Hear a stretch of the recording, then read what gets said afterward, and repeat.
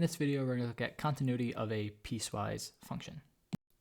So quick review, continuous is if your function exists, your limit exists, and the two are equal to each other. All right, so this is a really important definition that's not going to go away in terms of you needing to know it for the AP exam.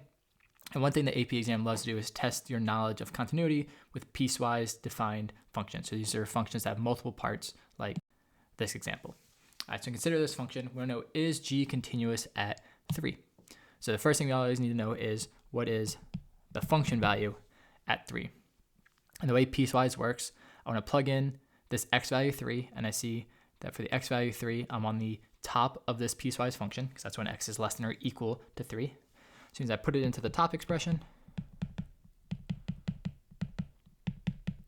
and I get 13. So my function value is 13. And now I need to see if the limit is the same. So I need to know the limit as x approaches 3 of this function. But there's this really weird thing happening at 3. On one side of 3, I'm using 5x minus 2. On the other side of 3, I'm using 4x plus 1. So what I do is I break this down into the two one-sided limits.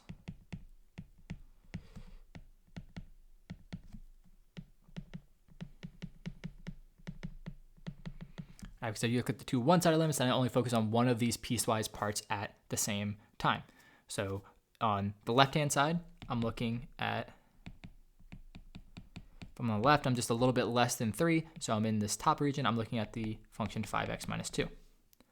And the right-hand limit, I'm looking at the numbers just bigger than 3, so I'm looking at the 4x plus 1. In both of these cases, I'm taking the limit of a polynomial, so I can just plug in the number. So for this one, I can just plug in 3. And I get 13. And the right-hand limit, 4x plus 1, I just plug in 3. And I get 13. All right, so now we work backwards. The two one-sided limits agree, so they're both 13, which means the full limit is also 13. And now the limit, the full limit, and the function value are the same number. So is this continuous at 3? Yes. All right, the limit value is equal to the function value. We just had to go on a little bit of a journey to find the limit value. All right, this is a slightly more complicated piecewise function. There's more parts, but we want to know, is it continuous at 3? So start with the limit as x approaches 1 of h of x. Again, with a piecewise function, you're always going to have to break it down into multiple pieces because there's stuff happening on different sides of 1. So we're going to look at 1 on the left. We're going to look at 1 on the right. On the left of 1, we're looking at numbers just less than 1, so we're using that top expression.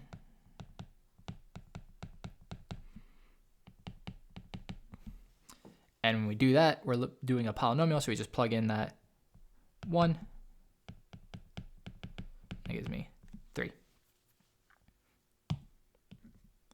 On the right, I'm just using numbers that are just bigger than 1. So in my piecewise function, it tells me to use that bottom rule, that bottom function. This one, I just plug in 1, I get 3. All right, so my two one-sided limits agree, and they're both 3.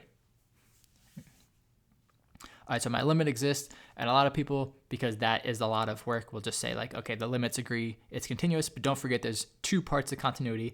Not only does the limit exist, it has to be equal to the function value. So what is the function value when I plug in 1 to my function? Well, when I'm plugging in 1, I'm plugging in exactly 1. So x is exactly 1, and when I do that, my function tells me I get 5. And the arrow is a little bit off. I get 5.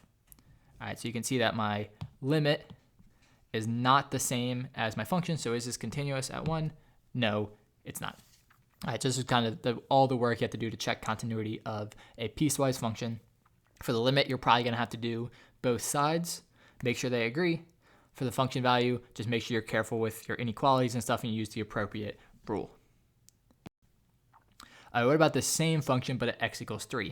All right, this is a much easier problem because when you're looking at 3, you're always just in this x is bigger than 1 situation. So for my limit, I don't have to break it up into multiple parts because I'm just always on 3x. I'm not switching when I get to 3. So this is just plug in my value of 3, and that's 9. I just noticed that 3 is not 1, so 3 is where like nice stuff is happening. I'm not switching. And my function value at 3, I'm also just in that bottom value. I just plug in 3, I get 9. These two things are the same, so yes, it's continuous. All right, this example is here just to show that really the only difficult part is when you're looking at values where the piecewise is changing, in this case at 1. All the other values, it's going to be pretty simple because you're just working with like these polynomials in each part. Another thing the AP exam lets do is make you find a value that's going to make something be true. They'll say like, for what value of A is this statement true? So you get questions like this. For which value of A will the following function be continuous? Right. Well, for the function to be continuous, there's a couple of things that need to be true. Our function value needs to exist. It needs to be the same as the limit value. All right, let's start with the function value, so f of 3. All right, again, for not 3, so why did I start with 3? Because 3 is where the change is happening. Anywhere but 3, I'm just plugging into a polynomial in each case, so it's going to be continuous everywhere but 3. So 3 where that change happens, where I have to be careful. So f of 3, I did a times 3 plus 3 is 6a. That doesn't help me figure out what a is at all. I just know f of 3 has to be 6 times whatever the a value is, but there's no way I can solve that for a. So the function value didn't help me, so now I go to the limit value. And since we're looking at this piecewise function, we're going to split it up into the negative case, or sorry, not the negative, the left-hand side case, and the right-hand side case. And what do we know? We know if we want the full limit to exist, these two things have to be equal. I want the left-hand case, my limit is a squared plus x squared. On the right-hand case, I have to use the bottom expression, a times x plus 3. In each of these cases, we're just looking at a polynomial. It looked complicated because it's an a and x, but remember, a is just a number. All right, so since we're looking at a polynomial, to find my limit, I can just plug in my value for my x. This is going to be a squared plus 3 squared. It's going to be a times 3 plus 3. And then this is a squared plus 9 equals 6a. That's the 9, not an a. Now this is an equation I can just solve to figure out what a has to be. So to solve this equation, if I'm solving a quadratic, right, there's that a squared, I'm going to get everything to one side.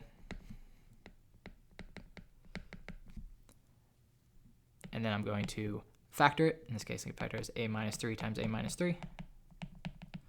We get that a has to be 3. Right, so the value 3 is going to make this continuous, right? Because at that change at 3, the two limits are going to agree. So these problems are kind of difficult in the fact that you're like working with two variables the whole time, especially like this case, you got down to here and you have to know you plug this 3 in for x, not a, because x is the variable you're talking about. So those things are kind of difficult, but if you think about what you need to be true, right, in order to be continuous, I got to make sure I don't have this jump happen. So I need the two one-sided limits to be equal. All right, so if you kind of just reason through that, knowing your continuity definition, you can figure out what you're supposed to do for these types of problems. All right, so a quick summary of this video. When dealing with piecewise functions, make sure both functions agree at the switch and make sure your one-sided limits are the same. And then when dealing with AP questions, always start the definition to help you set up equations. So I know the definition is my limit needs to exist. The limit exists when the one-sided limits exist, and that helped me set up that equation to find that value of a. There's really no other way to do that problem other than maybe just plugging in every possible number and guessing. But that isn't really efficient for the AP test. All right, so this is how you can find continuity with piecewise functions.